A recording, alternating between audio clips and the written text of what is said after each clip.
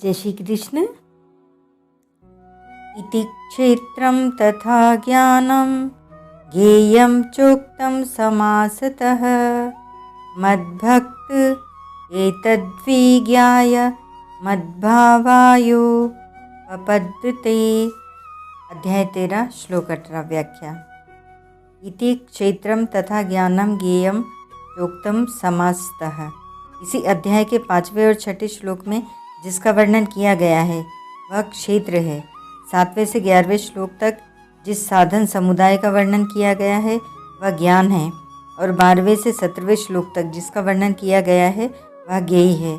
इस तरह मैंने क्षेत्र, ज्ञान और ज्ञेय का संक्षेप से वर्णन किया है। मद्भक्त एतद्विज्ञाय मद्भावा योपपद्यते।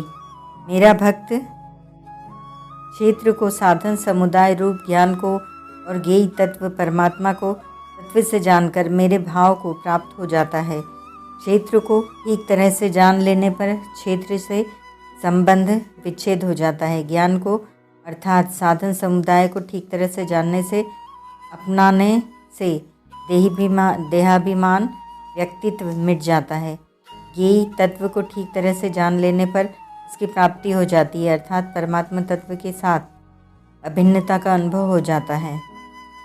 परिशिष्ट भाव। यहाँ मद्भक्त एतद्विज्ञाय पदों का तात्पर्य है कि समग्र परमात्मा का ज्ञान भक्ति से ही हो सकता है।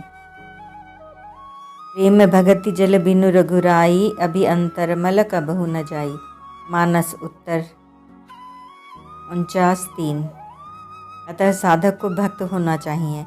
इस श्लोक में आए मद्भावायो पपद्यते पद को गीता में कई प्रकार से कहा गया है, जैसे मद्भाव मागताः 4:10, मम साधर्मी मागताः 14:2, मद्भावम सोधिगच्छति 14:19।